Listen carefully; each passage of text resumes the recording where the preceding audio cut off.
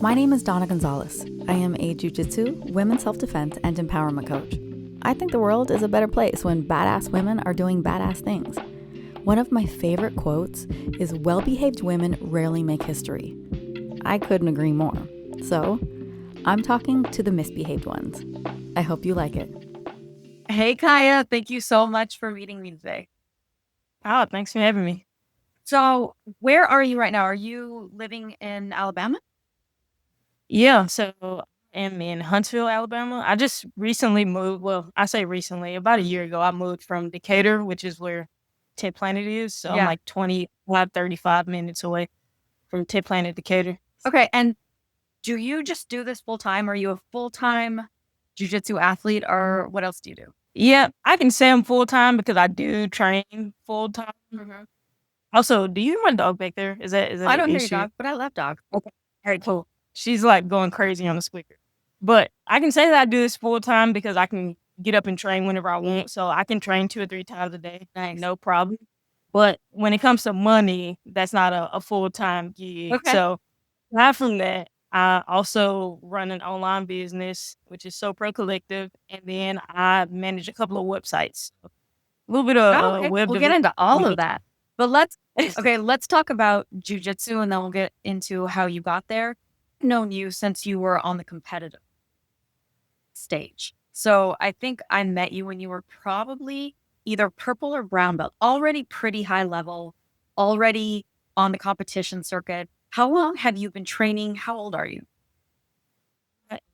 How first, how old do you think I How am? old do I think you are? I think you're a baby. You're probably like, I don't know, like 28. Okay, I am 28, and I've been training. I'm surprised you call that a baby, but I've been training for about 7 years now. We're coming up on 7 years, Okay. and when we first met, I had just gotten my blue belt, Okay. my purple belt. Mhm. Yeah. You were already a pretty tough competitor the first time I met you.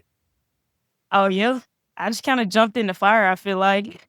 Okay. So for anybody listening who maybe doesn't know about jujitsu the way that we do, what brought you into the sport and what made you decide that you were going to go down the competition circuit? Because not everybody does.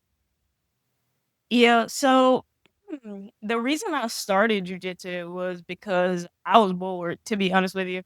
I tried a couple of classes when I was in college, and I liked it. It was cool, but more than anything, I wanted to strike. I was like, "Yeah, I'm gonna start striking. I might even take a fight." But then, college kinda got in the way of me training, and then after the 2 jujitsu classes, I was just like, "It's not really my thing." I ended up coming to Alabama for an internship. Okay. And I was really bored, so I would work 8 hours a day, and then I'd go home and do nothing because I knew nobody. Like, I didn't know anybody here. And from there, I was like, I gotta find something to do." Okay. And so, the guy in the cabinet shop was like, "Yo, you should come train jujitsu. Like, I heard you try to fight and stuff before. Come train jujitsu." And I showed up at 10 Planet Muscle Shows, and I was like, "All right, I think I love it here." So I would train after work, and after, like, 2 or 3 months, my instructor, Chris, was like, "Yo, we're all competing. You have to do it." No choice. Didn't ask. He was just like, "You have to compete." I Okay. was like, "What do you mean? I'm terrified." I I played sports in high school and stuff, but I never anything like this. Nothing where I could literally be embarrassed. Yeah. And so I avoided him for a couple of weeks, and then he would just hit me up and be like, "All right, competition's coming. Like, it's coming around. I hope you go sign up." Against my better judgment, I signed up, and I just fell in love with competing. My heart was in my ass the entire time, but I really enjoyed it. After the fact, I was like, "All right, this was kinda cool, not the end of the world. I think I can do it again. I'm gonna try it." Did you win your first match? I won my first match, Okay. but I did not win the tournament. Fair. Same. I did my Okay. first match, got a rear naked choke. However, nobody Okay. ever taught me this is how to like the fundamentals. So when I started at 10th Planet, there were no fundamental classes. Eddie was just only teaching uh, essentially the mixed level, the everybody classes. And there were no fundamentals. So I was learning the things that all the other people who already had like a foundation were learning. And then I was like, here I am. So I got a rear naked choke in my first match, but nobody ever taught me how to get a mount or even really what to do with it. So it was best 2 out of 3 because there were no other competitors in our bracket because it was a million years ago and there were no women doing jiu-jitsu. So she just sat on me for the next 2 matches. So she got gold. I just once she figured it out, she was like, "Oh, she doesn't understand what mound is. I'm just gonna see here." She didn't have any finishes either. Like we were both just 2 white belts. So we're like, Wow. Did you go back and look at that? Like, have you looked at your like first matches recently? I not recently, a couple years ago, and I was like, Yeah, it's so rough to look at. You're like, what are you doing? I know. It's one of those things that like it really is like learning a language that in the Yes. beginning you're just moving your body, you're like flailing around. Yep. Did you play other sports before you did jiu-jitsu? Yes, I always say yes because I did and I loved sports, but I really wasn't any good at it. Like any of them. Now that I'm looking back at it, I'm like, oh yeah, I built myself up to be like such an athlete in my head. Yeah. But now that I go back and look at it and I see like athletes today, I'm like, oh, I wasn't good at all. Yeah. What did you play? I played basketball, Okay. softball, and then I ran track. I think I was probably best at just running. Well, I was gonna say, you're pretty fast, no? You move. No. No? No. All right, my bad. Misconception. My coach always says, he's like, "Oh, people really think you're an athlete," and I'm You like, "I look don't." like an athlete. I think I just look strong. You do. But like when it comes to agility drills and stuff like that, it's walking. I'm trying. It's like a real effort. It's not something that I have naturally, but it is like a real effort for me to be more athletic. Okay, fair enough. You look like it, so congratulations. Fake it till you make it. Okay, so you found jiu-jitsu, you found that you were good at it or that you just wanted to do it. Were you good at it when you started? Some people walk in, like now that you're a black belt, now that you're a coach, like, you know, some people just walk in and you're like, how did you understand that? How did you do that? Is that you? Not at all. Yeah, I've met someone like that. He's my teammate. He walked in and he was just picking up on stuff right away. Yeah. I look back at my journey and it just takes me so long to understand like how to move my body. Like it takes so many reps for me to hit it just perfect. Whereas he'll come in, he'll look at it, maybe drill it once or twice, and then move on with his life, and he'll be hitting it in live roles. It takes me a minute. It takes practice. So I'll say that I was not a natural at all. I think I had the aggression. Okay. I had the aggression, but that was just about it. Like I wasn't afraid to get out in there. You know how some women are kind of afraid to jump in? Me, not at all. I've always said there's 2 types of women who do jiu-jitsu. There is the women like us who you walk into a room and you're like, you want to fight these men? And you're like, yeah, I'll do that. And then there are women who are like, absolutely not. I don't want to do this. No, thank you on the sweaty rolling around with people. And then we have to show them how awesome it is. And then they want to do it. Yep, that's exactly right. So I'm obviously in an area where there's not a lot of jiu-jitsu, but we do have a small little women's corner. In the big blue mat, we got like a little small women's corner. But over there, it's like super nice and playful. But then I'm like, all right, everybody go out and try to kill these guys real quick. So then what was it? If you didn't take to it naturally, was it the aggression? Was it the wanting to compete? What was it that made you stick around for 8 years? I think that more than anything, it forced me to focus on just one thing. Like it forced me to be completely present. At the time I was working, I wasn't really super fulfilled in what I was doing. And I just fell into that as like an escape almost. Okay. What kind of work were you doing? So I went to school to be a mechanical engineer, and I found jiu-jitsu on my second rotation of internship. So I had already tried a job that I thought I would like, didn't like it at all. And I did that for like 8 months. I went back to school and then I'm kind of like losing my voice here. Sorry. How dare you? So sorry. I even prepared for Good this. Job. Anyway, I went back to school and I was like, man, I don't know if I want to do this. I go back to school for a term, and then I decided to just take a different job in a different location just to see if I really like it. And so now I'm working at this manufacturing plant, and I hate it just as much. And yeah, I just decided that I think I need to find something that really lights a fire under me instead of just going with the thing that I was going to school for. Okay. So then you found jujitsu and you're like, this is it. This is the thing. I want to learn to break people's arms.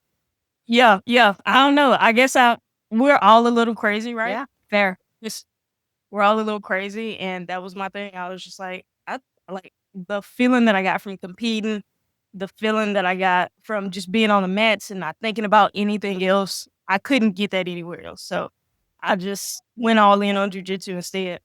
I love it. So your accent tells me that you probably grew up in Alabama, yes? Nope. Where? Actually, I am from Mississippi. Okay. If that makes it even better. Same regional accent? I do agree. I do sound like a bale of hay. All right. So who was Kiaya as a little girl? What did you want to be when you grew up? I wanted to be an astronaut. Yeah, you did. Yeah, of course I did. Actually, before I jumped into mechanical engineering, I was a aerospace engineer. That's what I initially went to school for, but I ended up switching for like scholarship money and stuff. It was just all downhill from there. But as a kid, I guess I was super shy. And that's still like not super social. I didn't talk a bunch. I like to play sports because I didn't have to talk while playing sports. Okay.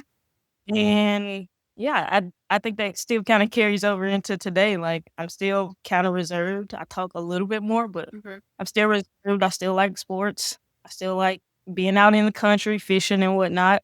Okay. When do you like teaching? Do you like the performing aspect of teaching, or is teaching a struggle for you? I love to teach because I love to talk. Really? Okay. So initially, teaching was a struggle for me. Actually, I only started teaching because Brandon made me he was like, "Yo, you would really do a good job if you'd really open up a little bit more. It will open up your game. It would open up your vocabulary for jujitsu, and I think you should just teach. So here, take my class for Wednesday." Oh man, I don't know. Yeah. It was a struggle, but the more I did it, the more I lost my nerves about teaching, the easier it got. So now I don't really mind teaching. And when I try to tell people that I don't like talking in front of crowds, I don't like socializing and stuff, they don't believe me because I'm always teaching. Yeah. And it's easy for me now. But it was something that took a lot of practice. I'm not that great at trying to explain things that I don't like when I don't feel comfortable. Well, I suspect you're better than you think you are, because for anybody who doesn't know, the average journey from white belt to black belt is about 10 years. For me, it was 12 and a half. I was a little bit on the slower track. You did it in 8? 6 and a half. That's a pretty quick rise in the sport.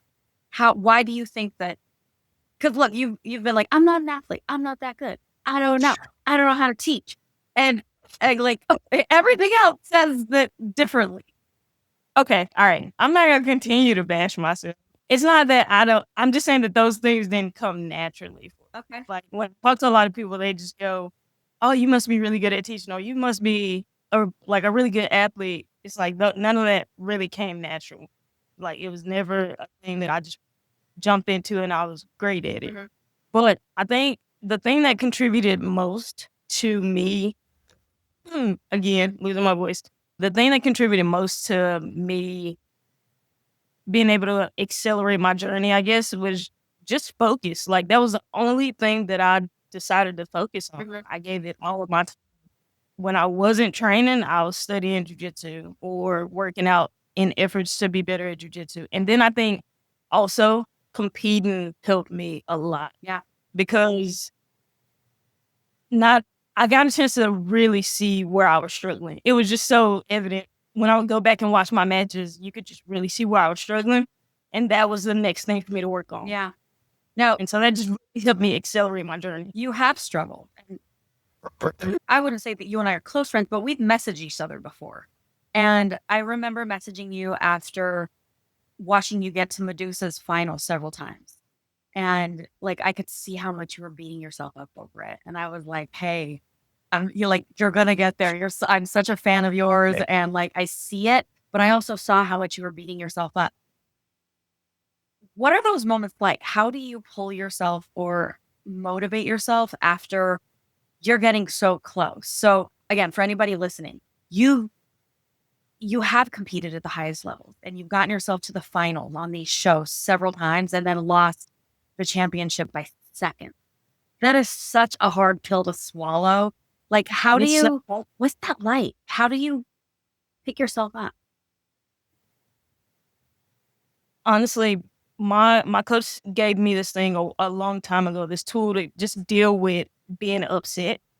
He said that no matter what, in 24 hours, you have to be done with it. And you give yourself 24 hours to be mad, sad, happy. Even if I would have won, like I get 24 hours to be happy and then right back to work. Interesting. I love it. Regardless of how it turns out, you have to go back to work. Yeah. So it helped me avoid those really low lows for too long. And then it also helped me avoid the highs of the highs, because if you get too high or if you get too low, it's going to be like really hard on you when you have to swing back the other way. Mm-hmm. So do you feel like you could take it in stride now? No, it's still hard. Honestly, the 20-second, like there's the 20-second, I still remember the number. Like the 20-second loss, I think for the Medusa 3, Yeah. just in overtime, that one was really rough on me. I think that may have been the first time that I just bawled my eyes out right after. Like I was in the tent, I went back, I took off everything, and I just bawled my eyes out because it was just so close. And it wasn't that I lost, it was that I worked so hard and I felt like I did everything right. Yeah. And then it just escaped me in 20 seconds, 22 seconds. Yeah. Isn't that life though? Like sometimes you do everything right. Sometimes you walk in 100%. So, you know what I mean? Like you do all the things and then you still don't get that moment, that pinnacle, whatever it was. Like that is such that everybody can understand. I hope, yeah. In all things, like you said, in all things. But I think, and I've had that moment so many times now that it's just like, okay, if reaching the goal is not necessarily up to how much work you do, then what are you really chasing? What is it that you're chasing? Is it the goal? Is it the win? Or is it who you become in the process? Did I follow all the stuff? Did I follow all my steps? Did I become a better athlete? Did I become a better coach? Did I become a better role model? Like all of those things become way more important to hold on to versus did I get the win or did I get the loss? So what's the answer? For me, it's definitely about the process of becoming and not necessarily the dub. The dub is always nice. Listen, I'm a competitor through and through. The dub is always nice, but these days I'm thinking more about making sure I check off all those other boxes. Yeah, that's big, right? Because that's the one thing you can't control. I cannot control if I get the dub or not. Maybe she's better than me on that day. But I can't control how I'm showing up, what foods I'm putting in my body, how I'm training, how I'm coaching. Yeah. All of those things I can't control.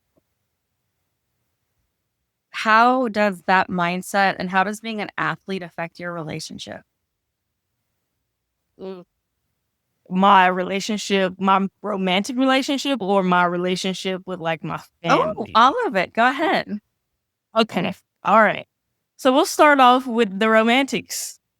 As far as my romantic relationship in the past, it was a problem. So for 3 years, I was in a long distance relationship. And the problem with that is, if you're training 2-3 times a day, you have to come home and eat once, sleep. And then most of the time it's a late night class. Where she's like getting off of work. It was just like a time conflict. Like it was an issue. There was never enough time for me to, spend quality time, especially with it being like a long distance relationship. Yeah. And being an athlete is already a very selfish job. It has to be. It absolutely has to be. But in like saying all of that, it's super important that you choose a partner that understands it. Because if you don't, then it always feels like you're not giving enough. And so I had to like be upfront and be like, hey, this is the lifestyle that I'm pursuing for the time being. I'm not sure if it'll always be like this, but for now, this is my focus. Will you be on board with it? You got to make sure that your person's on board. And if they're not, you have to decide. Like, it's up to you. I'm not saying throw your relationship away, but I'm also not saying throw your athletic endeavors away. So, like, you have to figure out what your priorities and then go in and be very honest. When I met my husband, and I'm not a competitive athlete, but jujitsu is my full-time job. And it's also a very unusual sport. Like, I dated guys before my husband who were like, I can't, this is weird. I don't like this. And I'm like, you can go train, but I'm not going to not do it. And you do have to like, or at least in my experience, you have to be like, look, this is who I am. So either accept who I am or don't be with me because I'm not going to change who I am in order to move forward with this relationship. Yeah. And it has to go both ways. Like, are there things that you have to accept about her that maybe wouldn't be at the top of your list to accept, but you're like, I get it. It's the deal that we're making. Yeah. Yeah. And that communication, like, just as soon as you can get to that point where you can communicate those things, like, do it like right away. Go ahead and say, like, this is who I am. This is what I come with. Let your person say, this is who I am. This is what I come with. And if it doesn't work, then just be honest about it and move on. Yeah. And if it does work, just figure out ways around it. Like, we would, because we were long distance, we would use my competition days or travel days as moments to like meet up and hang out. But my only rule was before competition, it's all about competition. I cannot go anywhere. I can't do anything. I don't want to focus on anything else. It's all about me. After the competition, it can be all about you. Yeah. Does your partner do jujitsu? No, not at all. Any interest in it? Not at all. Not at all. She's not even remotely interested. Okay. Does she like you? She does like watching it. She might eventually get into it, but I don't think so. I get it. My husband, yeah, same. He did it for a while. He didn't when we first got together. He was fine with me doing it. Then he did it. He got into it for a little while, and then he was like, yeah, I'm done. Yeah. Like, what am I going to do? Like, okay, it's your journey. Okay. How long did he get into it? He got his purple belt. Right. So he went white, blue, purple belt, and then was just done. When we moved to San Diego, he was disconnected from the community. It was during COVID. And he found another community down here of people that he likes to hang out with. He liked lifting weights. He's his own person. So, like, I can't argue with that. Yeah. I mean, I completely understand. Yeah. I do. But yeah, as long as you guys have your thing. Yeah. As long as you can connect on some other level, then I don't think your partner has to do jujitsu or has to be. No, but they just have to be supportive of it, whatever it is. Yeah. Okay, so how does it affect your other relationships? Are you close to your family? Do you have, like, what does being an athlete look like on that side of your relationship? Honestly, I'm not too far away from home. I'm about 4 hours away from home, but nonetheless, I am away from my family, which, I never really planned to be far away from my family. I absolutely love my family, and any time that I can spend with them, I just really cherish. Yeah. But I do spend a lot of time away from them. Not as of late. As of late, I've been spending more time with the family and just kind of relaxing all this year and really like last year, the last half of last year. But yeah, whenever I do jump back into comp mode or I'm really focused, I won't spend as much time with them. And I really don't like that. That's the only downside. But they do understand. They've come to a couple of competitions and they are 100% supportive. They wear my shirts. They yell like fucking idiots. But that's my family. And I love spending time with them. And so I love it. This is a part of the sacrifices. I don't get to be at home. Because do you live where you live for training? Yeah, currently, yes. Okay. And I moved here for the internship and I guess I just got trapped and never left. Fair enough. But I am kind of exploring just different places now, just because I do know that there are other places that I'd like to like explore and settle down and probably train. Oh yeah? Like where? I mean, I visited Austin recently. There's a lot of train there. Yeah. California is always always nice. I got a school And then in South Bank. You can come train with me. okay. I mean, I communicated that with my coaches actually. I was like, yo, this year I think I'm gonna like step away from teaching a little bit and just explore different areas and explore different training styles. And they were 100% on board. And that's what I've been. You have to, I can't think of the word. You have to create your own evolution. If you stay with the same training partners, if you stay with the same coaches, no matter how brilliant they are, your coach is in fact brilliant. Nobody's arguing that. Brandon McCaffrey is brilliant, but for your own personal journey as a person and an athlete, I think we all have the challenge of going and doing new things and learning from new people and getting information from everywhere we can. You know, I went white to black under Eddie, and he is, for everybody, I don't want to make it too technical for anybody who's not into jiu-jitsu who's learning, but you know, Eddie has one style and he's a master at his style. And then I moved down here to San Diego and I started training with PJ Barch, who is a master of another style. And I feel like I got an entirely new education and I became so much of a better coach by building my toolbox. It's the best way to put it. Like, and it seems such an obvious thing to say, but I don't think people outside of the sport realize, like, when you joined, you were like, this is my coach, this is my team, this is who I am, and this is where I am. And like a lot of people will spend an entire lifetime training with the same group because you get so attached and you love them and they're like your family and it's like a cult. You're like, this is my thing. These are my people. My people. But Yeah. I think that's the only way to grow is to find those moments where you're like, I'm going to go outside of my comfort zone. I'm going to challenge myself in new ways and I'm going to build my toolbox in a way that I haven't so far. Yeah, 100%. And I said last year, I was like, I feel like I've just been head down, stuck in Alabama, not stuck, but just like head down and stationed here. Yeah. That's 6-7 years, not even thinking about other ways of training or other gyms I want to explore. Like my only focus was just being here and training every single day. And so this year, I'm just giving myself the time to go out and explore. Right. I love it. What was your coming of age? When did you realize that you like girls? Oh, this is a funny story, actually. I don't think I've ever told anybody this story. Oh, yes, I got it. Give it to me. Nerdy secrets. Okay. So I have this really faint memory of me being like elementary school and having this girl that I liked, but I didn't quite understand. Sure. Probably didn't have any context for it. No, not at all. And it's a really faint memory, but there's also a picture of the girl that I like that's in my memory. And I know the exact picture. But so that kind of like faded away. Never thought about that again until high school. Well, back middle school, there was a friend. I had a friend and we were like close, but it was like a little bit more friendly than my other friends. And it wasn't like weird or anything. It was just like we were a little bit more friendly. Fast forward into high school, I have this like huge crush on this girl. And I don't think she even knows me or like will give me the time of day. But I'm like, it's like crazy because I'm like having weird dreams about the girl and everything. So I kind of explore a little bit in high school. I start talking to girls. And it's still weird and a new and foreign concept to me, so I just do away with it. And then once my context in your head, like, were you like, did you have context? I have a friend.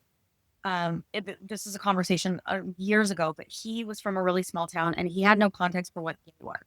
And then he saw Will and Grace or something like that, and he was like, "Oh, that's me." Okay, so I'm again Mississippi, very southern. My family's not super religious, but they are religious. They're Mississippi religious. They're Mississippi. And so the only real context that I had was the girl, like my mom would say, like the girls on the basketball team, you know, they like girls, and I'm just like, okay, and I don't really know what that means. It like as an observation, or did she see something and she was like, "Hey, did you know those girls like girls?" And she like trying to draw it out of you or something? I believe my whole family has been trying to draw it out of me since I was little. Talking about coming of age, Yeah. as a in kindergarten, I would go outside and play with the boys, and I would come back, tear my hairball off, have holes in my stockings. Side story real quick. My mom tried to make me, be like a cheerleading mascot in kindergarten or maybe 1st grade, not sure. My cousin was a cheerleader, and she was like, "Yeah, just go to practice with Sierra and show up for the game." So I do the whole shebang. I show up with the skirt on, I got the pom-poms, and they open the curtain, and there's, like, the stage. So everybody's playing basketball, and then the cheerleaders are up on the stage, and I'm like, "This is dumb." As soon as they stage, I start crying. I jump off the stage. I run to my mom, and, she goes and, like, gets me popcorn, and I'm sitting there, and she's like, "You sit there with your legs open, and you're like, 'I wanna play basketball.'" And and so since Yeah. then, there's probably been a couple of signs here and there.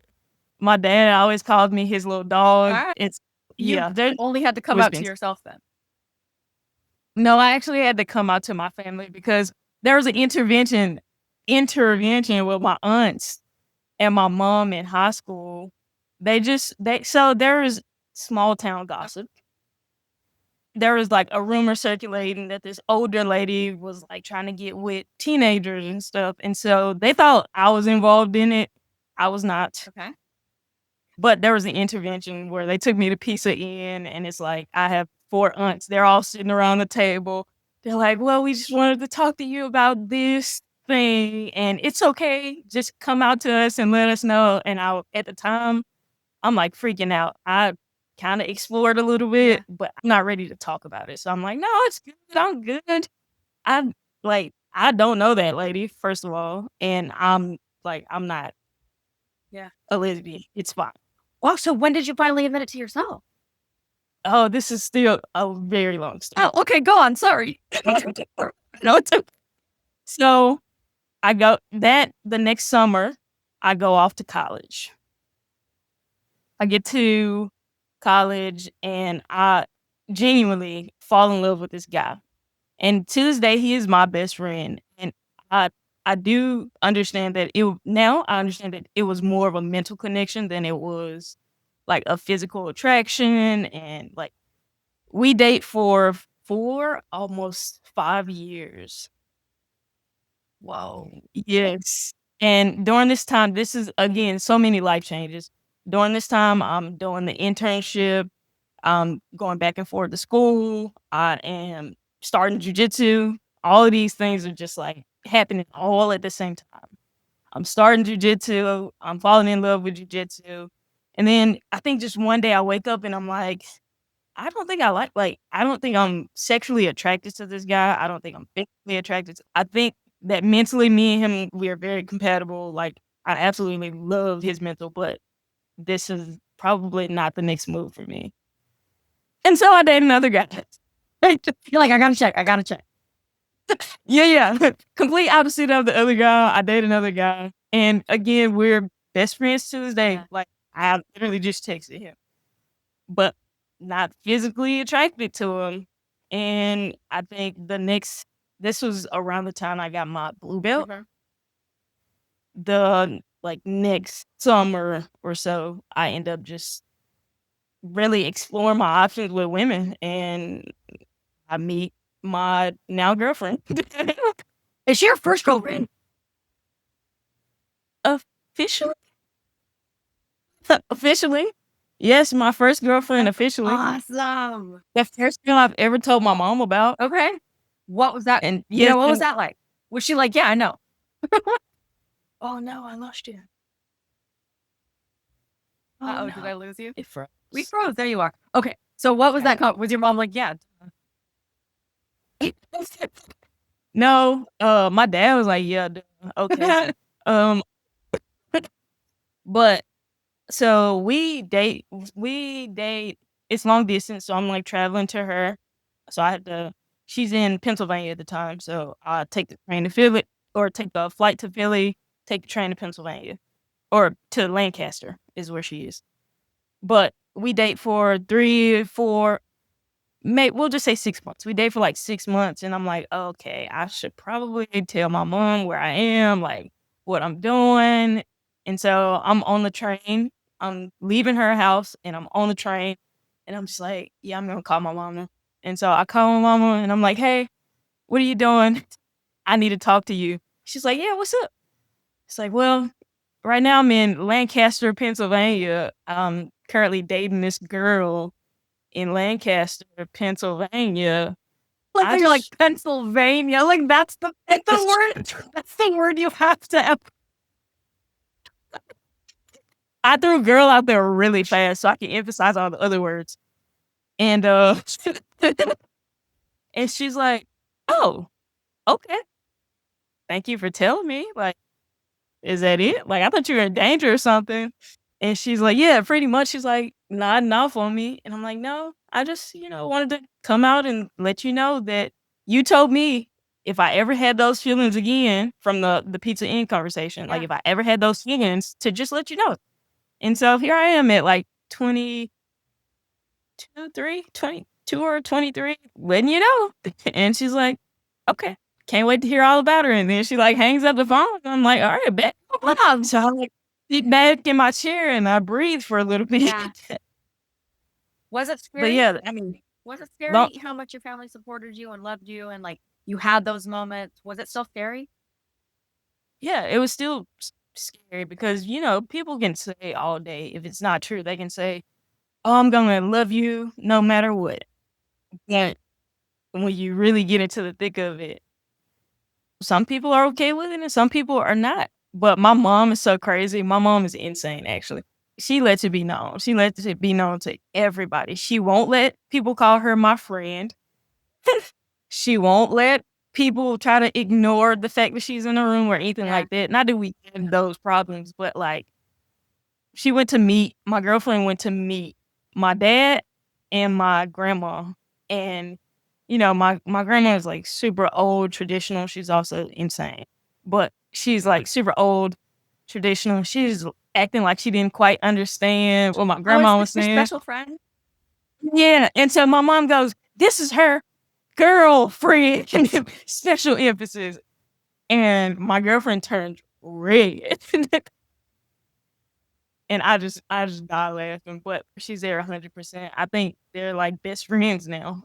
She don't even talk to me. She'll call to talk to Danisha instead of talking to me. I love that so much for you. I really do. Like when you hear about stories, have gone not great for people coming out to their families, like all you ever hope for your friends is I hope that you're loved. I hope that like your family accepts you, all that kind of stuff. Yeah. Yeah. I've heard even stories from her and her friends, like there are people that just won't accept that. And I think it's insane to me. But yeah, absolutely. Especially in this day and age, but you never know how people are going to react to anything. Yeah. Yeah. It's always insane how people react to lives that are not theirs. Yeah. Do you think has it affected your jiu-jitsu career at all? Especially being the South. I wouldn't be asking that if you were in California, if you were in New York, anything like that. But has it affected you as an athlete? And do you think there's an aspect okay, answer the question, then I have a follow-up question. Okay. I honestly, I haven't really paid much attention to that, like how it affects me as an athlete. No one has said anything directly to me. Yeah. That is something that I will address. But if it's like maybe I miss out on the opportunity because of it, it wasn't for me. Yeah. I always feel like if something's for me, it's just gonna be for me. And so I don't think that it has. I hopefully it hasn't. But if it has, then those opportunities weren't for me. Do you think it might be easier for women in our sport to be gay than men? Oh yeah, 100%. Because I can name several lesbians that I know that I'm friends with that are out and that are very open with their relationship. But I can only probably name one or two gay men that I know that do this. I think, period. I think it's easier for women to be gay than men. Why? There's just, I think, Patriarchy. Yeah, essentially, when you think about masculinity, like in their like in guy, I feel like in guys' minds, a gay guy's the exact opposite of that. Although that's not true. Like that's not true at all.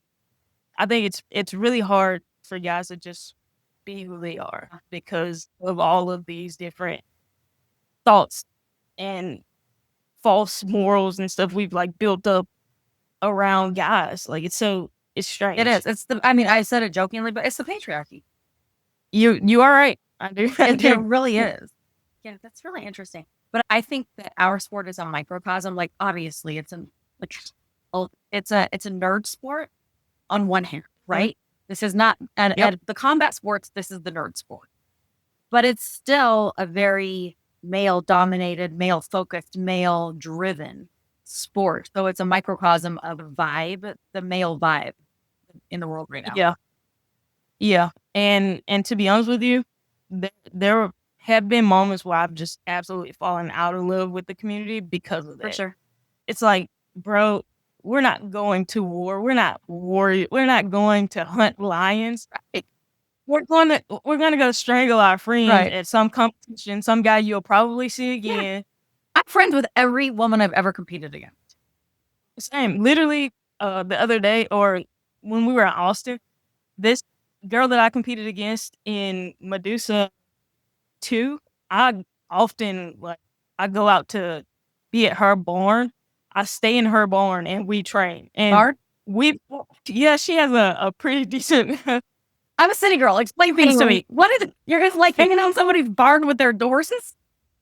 No. It's just like another attachment on their property. It would want the barn. There's plenty of like equipment and stuff, but upstairs there's like living quarters, and then there's also like a mixed space.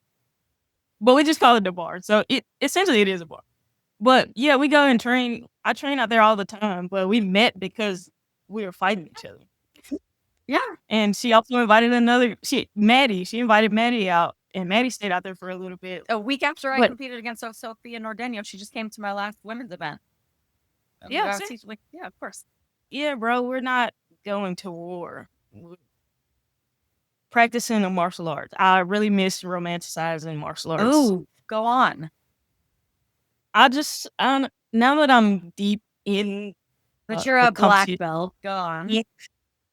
Now that I am a black belt, I do miss just romanticizing the idea behind like being this goes against the war thing, but being a samurai, the idea of being a samurai, of just showing up, giving like honor and thanks to the process, doing the thing, learning the thing, and then going home and minding your business. For sure. Versus being on the internet talking trash, instigate like all the social media stuff. Yeah. I'm really big on social media and using that for athletes, but it took away some of the romanticizing of martial arts, if that makes sense. It really does. And I don't think it's contradictory. I think that what you said, the beauty in the process and how you do have to honor and respect not only what you're doing as a sport. I mean, because it's super dangerous. Like, we're practicing murder. We're dismantling people's bodies.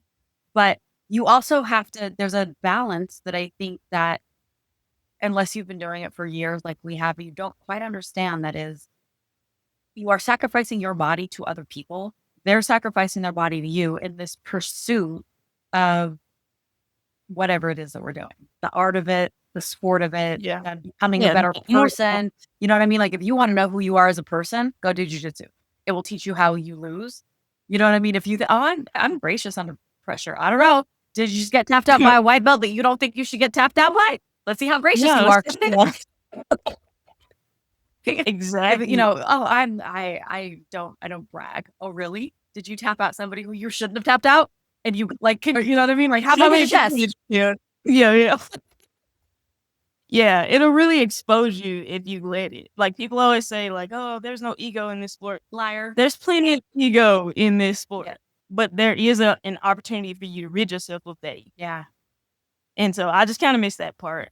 No, I think it's something that we do over and over every day. I think that every single day, no matter how long we've been doing it, it's still a challenge to overcome that part of ourselves. Yeah, I repeatedly have to check myself. I repeatedly have to learn how to lose better. I have to learn how to win better. Like, all of those things. I will say that training with PJ Barch, and for anybody who doesn't know him, PJ is one of the best competitors in the world. And man, I've learned so many lessons from him on just graciousness and also the accountability to yourself and standards. Like nobody will ever care whether you win or lose except you. And it's all about the standards that you have for yourself. And in my last match, and I don't compete a lot. I don't consider myself like a professional competitor. It's just something that I do sometimes. And it's not a skill that I have. I'm not really good at it. But I can say that I went into my last match the most prepared I've ever been. And I still came out as I did not win that match. I don't want to call myself a loser because I don't feel like a loser, but I didn't win that match. But now I look at it differently than other losses that I've had in the past. You know what I mean? Like I'm looking at you know what? Maybe that's not the weight class for me. I really haven't won a match since I went over 135. So there's one conversation.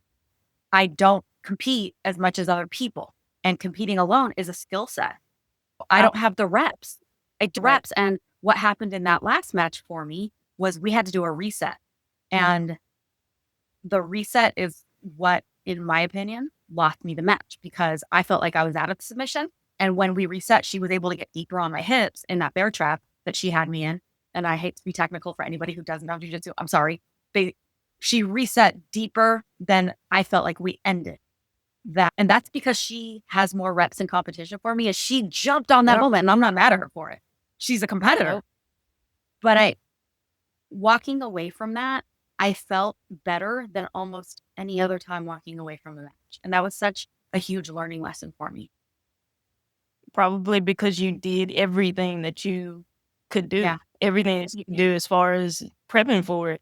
That, like, I don't think you can walk away with your head down if you did everything that you possibly do. But like you said, competing is a different skill set. You can train and you can do jiu-jitsu well. You could definitely be a world-class black belt, but if you don't have the reps on competing, then you just don't do well.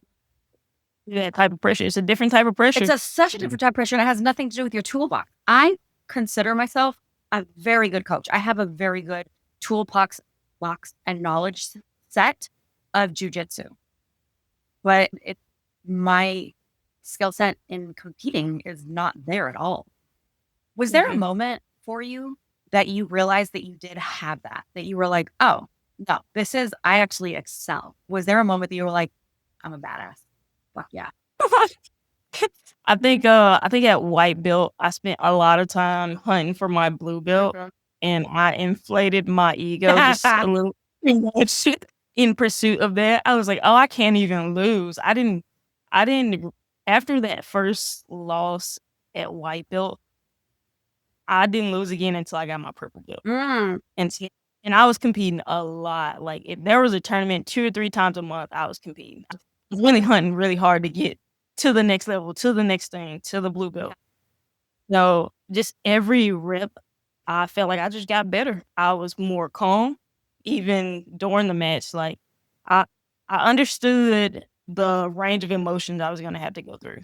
So for me, my range of emotions is I agree to do a thing, and then my heart's in my ass. Like I'm really nervous. As soon as I say yes, I'm doing. No, like this is still the same range of emotions. I agree to do the thing, and then I'm super nervous about it because I agreed to it. It can be 6 months from now. I'm nervous right now because I agreed to doing the thing. That fades away once I make a plan on how I'm gonna like train for it. And I don't really get nervous again until like the week of. And now I'm thinking about all my possible options. Did I prepare as well as I could have prepared? Did I watch enough tape or whatever? Did I do enough? That's what I'm thinking about. And that makes me kind of nervous. But I reframed it in my mind to just think like, all right, I'm getting nervous because I'm not necessarily getting nervous. I'm getting excited. Like I'm more excited about this thing. It's coming up. I'm just excited. It's not necessarily nerves. It's just excitement. And so when I started to like reframe it, I could deal with it a little bit better. Yeah. And then, I would, of course, the day of be super duper excited about the thing. Excited, air quotes. Yeah. And I figured out how to just bring myself back to the middle again, not getting too high, not getting too low, and just bringing myself back to the middle. So even when I like compete, I find myself just having this like blank face. You have a good And- game. It's just to keep myself from getting too high or too low Okay. until the end. Yeah. Until the very end, I never too high, never too low. And I might get a little bit too high if I win over here, but then 24 hours and you got to bring that back down. Yeah. I love that. I might get a little bit too low. 24 hours, I got to bring that back up. I really love that. Do you coach yourself as well as you coach other people? Through like mid matching or like just All of it. I think as of late, it's funny you asked that question. As of late, I've been a little easy on myself Yeah. as far as coaching goes, especially with like my strength and conditioning. I tend to like go towards what I'm best at. But for the most part, I think I can coach myself as well as I can coach other people. Good. When I'm ready to be on, when I have a reason to be on, I can really coach myself through some things. I'm in the mirror a lot. I'm in the mirror and like talking. Yeah. Yeah, I'm drawing pictures. I'm talking to myself like a Are you lot. an affirmation girl? Not, I guess to some degree. Okay. I guess to some degree. What are you in the mirror? Are you literally having a conversation with yourself? I'm just having, I write a lot and I have conversations with myself. If I'm feeling something and it's repeated, then we just got to talk about it. Okay. Like, all right, why are you feeling this thing? Where does that come from? Yeah. Okay. And then there's sometimes where I just need to hype myself up. And I'm not saying things that are untrue or things that I don't believe in. Like that's how I You feel don't about have to something. apologize for it. I'm saying what I believe to be true. Yeah. And like sometimes. Okay. Are you into affirmations? I love affirmations. And the same thing. I do coach myself. I try to coach myself the way that I coach other people. And I've been trying to be as kind to myself as I am to other people. For a long time, I wasn't. And then, you hear phrases that like hit. And it was like, hey, if being hard on ourselves worked, it would have worked by now. And I'm like, yeah, point. Okay. And I would never talk to myself, or I would never talk to another person the way that I used to talk to myself. So yeah, it's a learning process. And now I do try and coach myself and just the way that I coach other people. Really? Yeah, I do try to. And that's the voice that I hear in my head. Good. That's a really hard thing to overcome. Yeah. Like growing up, I had a lot of like negative self-talk, and it wasn't surrounding like how I looked or anything like that. It was just like, oh, I'm country. I come from this place where, you're not supposed to be doing the things that you're doing. And now you're entering into this male dominated field and nobody around you looks like you. It's like that type of self-talk. And when I started to write that stuff out and just see it page after page, you're like, oh, this is a problem. This is stopping you from achieving everything that you want to achieve. Ooh, that's big. It was so rough on me Yeah. just to see it page, next page. All right. But look how it brought compassion out of you instead of, you know what I mean? Like you were actually compassionate toward yourself instead of being like, look at that. You know what I mean? Yeah, look at how you talk to yourself. Or you could have easily looked at it and been like, that's true. This is my truth. Yeah, no, but I didn't it was like I was trying to convince myself that was true. Mm-hmm. Like there was a small voice in my head that's trying to like convince myself that, oh yeah, you're from a small town. You can't just, oh yeah, you're not supposed to be an engineer. Oh yeah, you're not supposed to be like trying to go into business and like all of that. Like if somebody else said it, you'd be like, bullshit. Yeah, you'd be ready to fight. Yeah, of course. Yeah. Yeah. And it's just resistance. That's all it is. It's resistance. And the reps of being nice to yourself. Those reps are just as important as anything else. How does that affect the work you're working and doing now? So what are the two businesses you're running? Because you're not an engineer are you an engineer on those websites or no? No, it's more like web development. Okay. So of course we know that jiu-jitsu does not pay a lot of money. What? They're not buying the product. Surprise, guys. I'm sorry if social media made you think that we're all millionaires and billionaires. But me personally, I don't have it like that. I didn't come from money and I don't have much. But so whenever I decided that I was going to quit my engineering job, I went all in on jujitsu, but that also meant I needed to learn how to survive.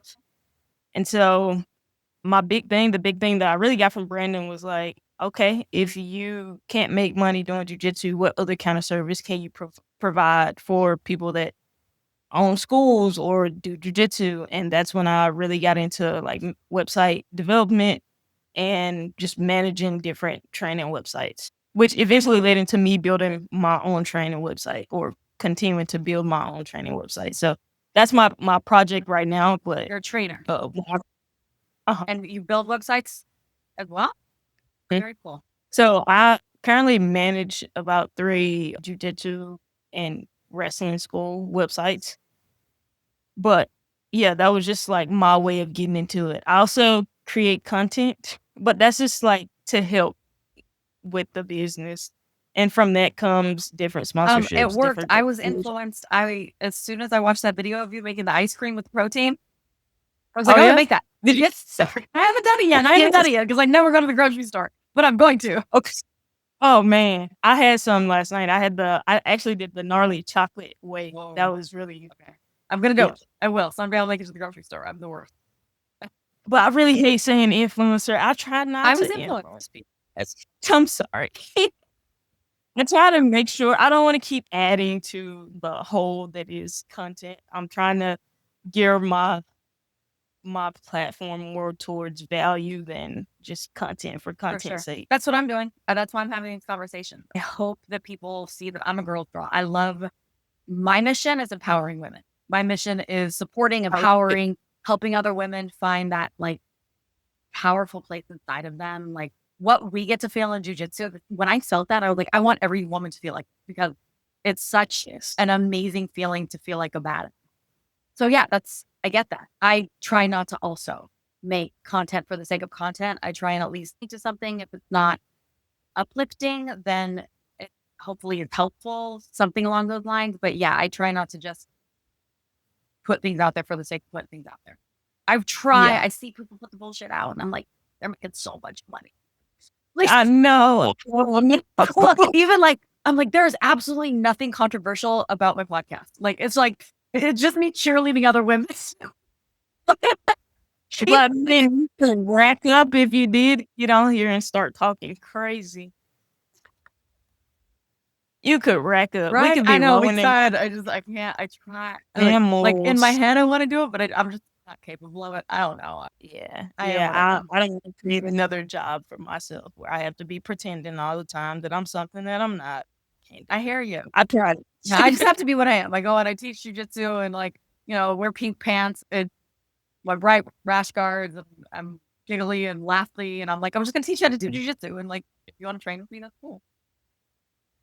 That's the only way. Yeah. So honestly. what's your mission? I actually wrote about this morning. Ooh. So I'm actually looking at this book right now. There's this book. I can't remember like how I thought before I read this book, and I can remember how much it changed me after I read it. It's called The War of Art. I've read that book. Real quick. You I have. Not one war. The War of Art. Yes. My acting Okay. school had everybody read that when I was in it. Okay. So around the time that I was in this like transition from school to jujitsu, I just felt a lot of resistance. Like I always wanted to do YouTube. I really love fitness. I always wanted to do so many different things. But for some reason, I could never pull the trigger on it. And my boyfriend at the time gave me this book. Still my best friend. If you're listening to this, I love you. Shout out. But he gave me this book and I read it, and it talked about the resistance, the different things that we use to get in our own way. And then so I ended up reading this, loving it, and then I bought the sequel, which is Turning Pro. Oh, I didn't know there was a sequel. Thank you. I have it here. It's Turning Pro. I keep these nearby. And it essentially talks about treating your life as if you were like a pro at the thing that you're trying to achieve, as opposed to an amateur. And pros, they're going to show up no matter what. Like, they have to show up and do their job. And so I started just like treating jujitsu like it was my job, even though it wasn't paying me anything. At blue, purple belt, brown belt, wasn't paying me anything, wasn't getting paid for content or anything like that. And I started treating jujitsu like it was my job. I started treating all of the content, the fitness, everything that I was doing, coaching, everything like it was my job, even though at the time I wasn't getting paid for it. And that absolutely changed my life. Like I went through the ranks in jujitsu. I competed at the highest levels. I started a business. I got some pretty big brand deals. And it was all because I turned pro in my mind. Before I ever got paid, I was a pro. And so I think that, long story short, my mission is to help other people just turn pro in their mind before they ever get paid for the thing. And so that's where the like name of So Pro comes from. That's the idea I'm working with. It's still in the works. Like I'm still actively trying to build So Pro Collective, but that's the idea that I'm working with. I want to help people just go pro in whatever it is. You could be a painter, you can be, a rapper. I don't care. Just the act of showing up every day and doing the thing like it's your job. Just it will change your life. It's changed my life. And so whenever I do fall too far away from what I believe to be true, I always keep these nearby to like reread and think about. And so I love that. that thing my purpose is. Thank you so much for sharing your story with me. I know I sent you a DM once. I stand by everything I said in that, which I am a huge fan of yours. I can't wait to see what you do in the future. And I know I'm going to see you with all the belts on your waist at some point. I firmly believe that. The first time I ever saw you compete, I was like, damn. Like I remember you like shot a double leg on somebody. You lifted her up and then like gently out and then just won. And we were all like, what just happened? Hey, I'm a girl's girl too. But yeah, I'm so glad I got to meet you. I'm so glad I get to watch your journey. How can everybody follow you? How can they support you? How can they work with you if they want to work with you? Oh yeah, for sure. Follow me on all things at Kiaya J. That's KIAYA.J. And yeah, check out the website. Check out soprocollective.com, soprotraining.com. And there should be an option for you to email me somewhere on the website or just hit me in the DMs. That's fine. I'm really terrible. I try to limit my social media exposure. So I like limit my time on the apps. I'm really terrible in the DMs. But if you can shoot me an email, I promise you I will respond. I personally that I am terrible. But you did, and we're here, and it happened. I'm sorry it took so long. All good. But I do really appreciate you having me on the pod. I am so glad you came on, and the door and the invitation to 10 Planet South Bay remains open. Come train with us anytime you want. Okay. All right. I'll definitely be by this year. We got to make it happen. Let's do it. All right.